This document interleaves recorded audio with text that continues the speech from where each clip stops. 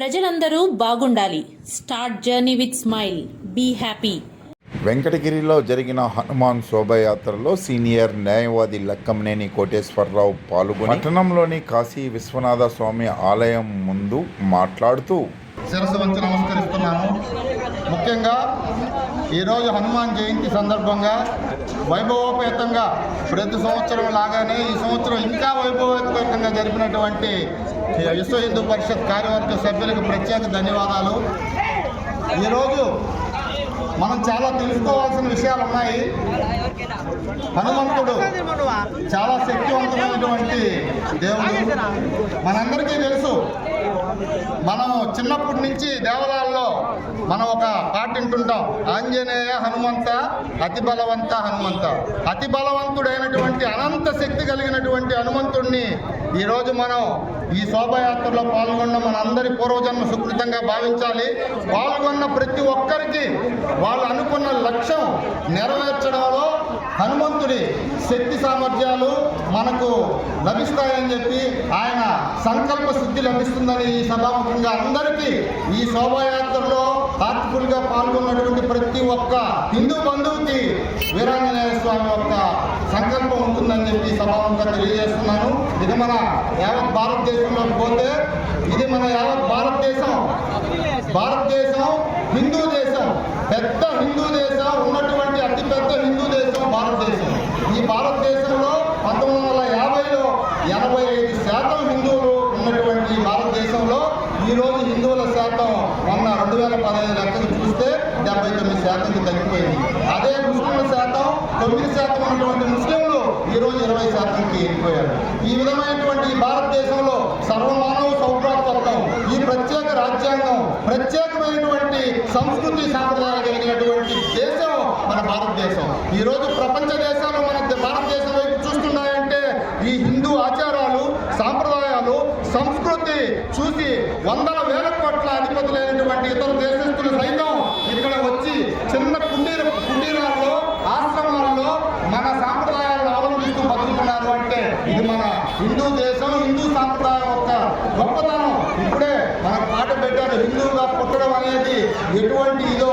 హిందువుగా పుట్టినందుకు మనమందరం గర్వపడాలని చెప్పి ఈ సభాముఖంగా మనం చేస్తూ, మనం ఇప్పుడే మిత్రులు అనుకున్నట్లు ఈ హిందూ జాతి ఏ విధంగా అయిపోతుందంటే కులాల చిచ్చులో మనం హిందూ, ముస్లిం, క్రైస్తవ్ 3 మతాలు ఉంటే క్రిస్టియన్లు ఎప్పుడు క్రిస్టియన్గానే చూస్తారు, కానీ వాళ్ళల్లో తెగలు ఉండవు. అదే ముస్లింలు ఎక్కడున్నా మా ముస్లిం సోదరుడు అంటారు. కానీ మన హిందువులు ఈరోజు ఏ విధమైనటువంటి పరిస్థితుల్లో ఉండాలంటే బ్రాహ్మణు, వైశ్య, రెడ్డి, కమ్మ, వెలమ, బలిజ, యాదవ, మాల, మాదిరి, చాకలీల కులపరమైనటువంటి విద్వేషాలతో హిందూ మతానికే అన్యాయం జరుగుతున్నటువంటి పరిస్థితి వచ్చింది. ఈరోజు పవన్ కళ్యాణ్ గారు వచ్చిన తర్వాత వాస్తవంగా దానికి వెలుగు వచ్చింది.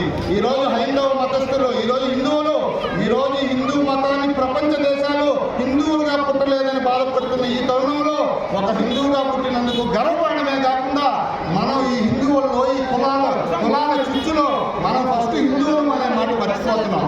ఏ కులస్తుడైనా మొట్టమొదటిగా మనం హిందూ సమాజాన్ని కాపాడవలసిన ఆవశ్యకత మనకి ఎంతైనా ఉందని చెప్పి ప్రతి ఒక్క హిందూ బంధువు ఇది బాధ్యతగా తీసుకోవాలి. విశ్వ హిందూ పరిషత్ వాళ్ళు మీరందరూ కూడా అన్ని ప్రోగ్రాములు చేయకపోయినా విశ్వ హిందూ పరిషత్ వాళ్ళు చేసే ప్రతి ప్రోగ్రాంకి తన వంతుగా ఒక హిందువుగా పుట్టినందుకు ప్రతి ఒక్కరు కూడా తన వంతుగా సహాయ సహకారాలు అందిస్తూ వాళ్ళకి కావాల్సినటువంటి అన్ని రకాల తోడ్పాటుగా ఉండాలని తెలియజేస్తూ ఇప్పుడే మనం చూస్తుంటాం ఇతర మతస్థులు. ఇది భారతదేశంలో సర్వమానవ సౌభ్రాతత్వం. మన రాజ్యాంగం చాలా గొప్పది.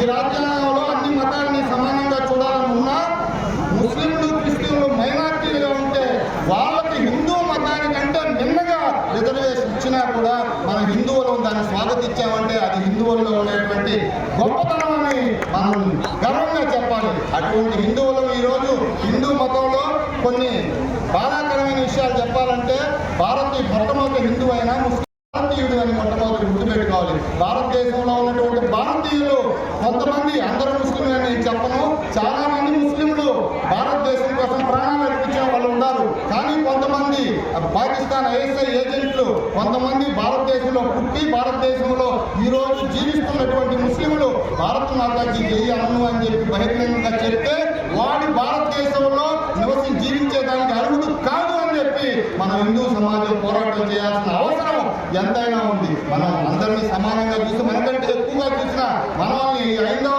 మతస్థుల్ని హిందూ మతస్థుల్ని ఉన్నటువంటి హిందూ దేశంలో ఉన్నటువంటి మనం ఒట్టు పెట్టుకొని మన స్త్రీలు ఈ రోజు కూడా కొన్ని ఏరియాలోకి పోయేదానికి భయపడుతున్నారు అంటే నిజంగా మన హిందువులందరూ కూడా తలదించుకోవాల్సిన అవసరం ఎంతైనా ఉంది. దీనికి పోరాటం సాగించాలి. దానికే చెప్తాను, ఇప్పుడు ఇక్కడ ఉన్నటువంటి యూత్ అటువంటి విచ్ఛిన్నకరమైనటువంటి శక్తులు ఈరోజు నరేంద్ర మోడీ గారి ఆధ్వర్యంలో మనం 4వ ఆర్థిక వ్యవస్థగా బలోపేతమయ్యాం.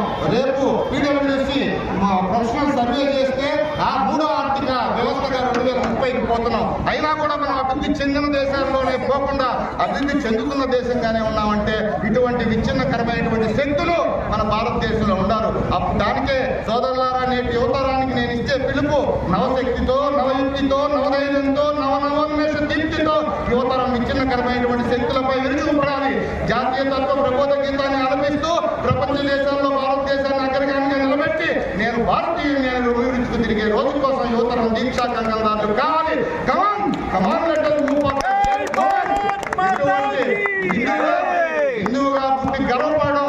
భారతదేశంలో ఇప్పుడే ఆ పాట వింటే రక్తం ఉప్పొంగుతుంది. హిందువుగా పుట్టి, భారతీయుడిగా, భారత పౌరుడిగా పుట్టి ఇంకా మనం ఇటువంటి చిన్న చిన్న సమస్యల్ని ఏరి పారేసి అతి త్వరలో ప్రపంచ దేశాల్లో 1వ 2వ స్థానంలో భారతదేశం నిలబెట్టాల్సిన పౌరులు ఈ యూత్ ఇక్కడ ఉన్నటువంటి వాళ్ళందరికీ సందేశాన్ని ఇస్తూ విశ్వ హిందూ పరిషత్ వాళ్ళు నాకు ఈ అవకాశాన్ని ఇచ్చిన దానికి, విశ్వ హిందూ పరిషత్ ఆధ్వర్యంలో చేస్తున్న ప్రతి కార్యక్రమానికి నా వంతుగా నేను సహాయ సహకారాలు అందిస్తానని, నాకు ఈ అవకాశాన్ని ఇచ్చినటువంటి నా హిందూ బంధువులందరూ